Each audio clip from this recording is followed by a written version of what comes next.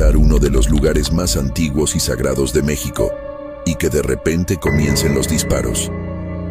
El 20 de abril de 2026, la tranquilidad de Teotihuacán se convirtió en caos cuando un hombre armado abrió fuego contra turistas cerca de la Pirámide de la Luna. El atacante era un joven llamado Julio César Jasso Ramírez, y su obsesión con la violencia y con la masacre de Columbine terminaría convirtiéndose en una tragedia real. Pero la pregunta es, ¿qué llevó a este hombre a cometer uno de los ataques más perturbadores en un sitio histórico de México? El 20 de abril de 2026 comenzó como cualquier otro día en uno de los lugares más visitados de México, la antigua ciudad de Teotihuacán. Miles de turistas caminaban por la calzada de los Muertos, tomando fotografías y subiendo las escalinatas de las pirámides. Familias, viajeros extranjeros y guías turísticos recorrían el sitio sin imaginar que, en cuestión de minutos, el lugar se convertiría en escenario de uno de los ataques más impactantes ocurridos en una zona histórica del país. Cerca de las 11:20 de la mañana, el sonido seco de varios disparos rompió el ambiente tranquilo que normalmente domina el complejo arqueológico. Los primeros disparos provinieron de la zona cercana a la Pirámide de la Luna. Al principio, muchos visitantes pensaron que se trataba de cohetes o algún tipo de espectáculo. Sin embargo, en cuestión de segundos los gritos comenzaron a llenar la plaza. Turistas corriendo, personas escondiéndose detrás de los muros de piedra y guías tratando de sacar a los grupos del lugar. Algunos testigos afirmaron haber escuchado más de 20 detonaciones, mientras el caos se extendía por el sitio arqueológico. Entre la multitud que intentaba escapar se encontraba una turista canadiense que fue alcanzada por los disparos. A pesar de los intentos de los paramédicos, la mujer moriría poco después debido a las heridas. Otras 13 personas resultaron heridas durante el ataque, algunas por impactos de bala y otras por caídas o golpes mientras trataban de huir. La escena era surrealista.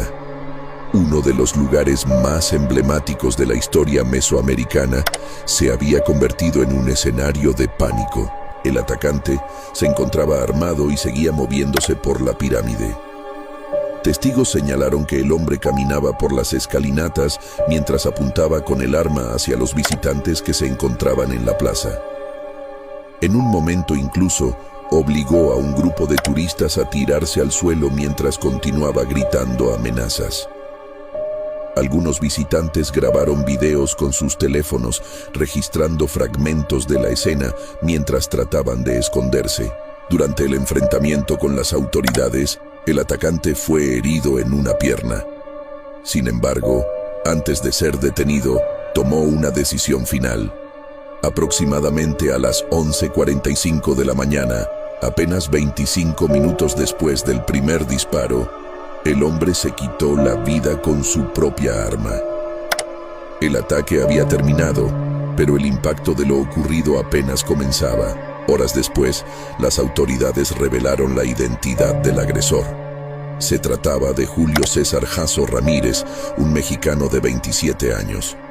En un principio, las autoridades consideraron varias posibilidades, desde terrorismo hasta vínculos con el crimen organizado.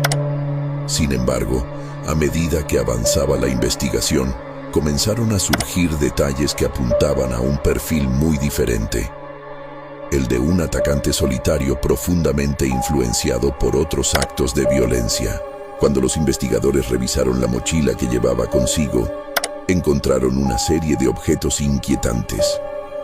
Entre ellos había notas escritas por el propio atacante, referencias a diferentes tiroteos masivos y material relacionado con la masacre ocurrida en la escuela secundaria de masacre de Columbine.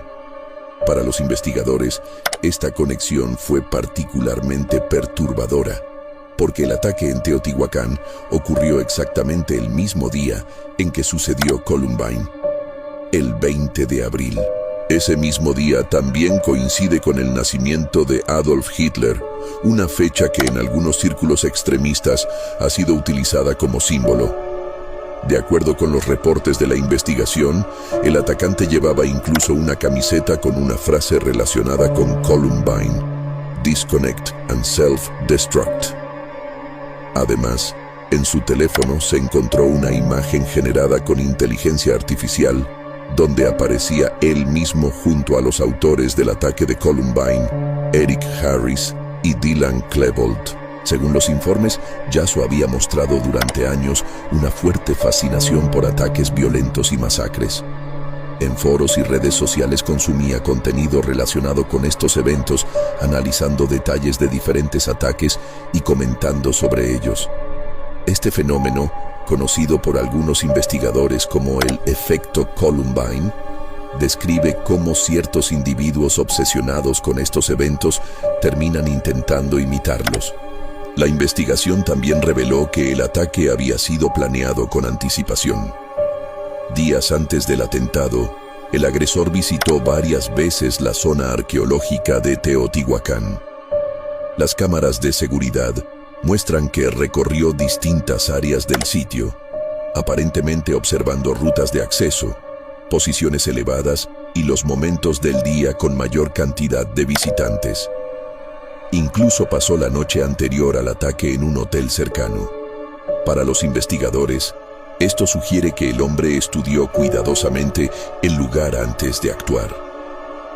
La pirámide de la Luna ofrecía una posición elevada, desde la cual podía observar gran parte de la plaza principal y la calzada de los muertos. Desde ese punto tenía una vista clara de los visitantes que se encontraban en la zona. El arma utilizada en el ataque era un revólver calibre .38 que, según las autoridades, había sido obtenido de forma ilegal. A diferencia de muchos ataques masivos que utilizan armas automáticas, el atacante empleó un arma relativamente simple. Durante años, lugares como Teotihuacán habían sido considerados relativamente seguros, con controles de acceso mínimos comparados con aeropuertos o eventos masivos.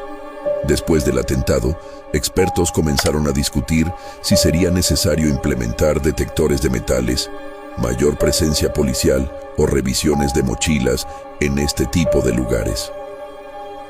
Pero más allá del debate sobre seguridad, el ataque dejó una pregunta inquietante: ¿cómo una persona aparentemente común pudo planear un acto de violencia en uno de los lugares más importantes del patrimonio histórico de México?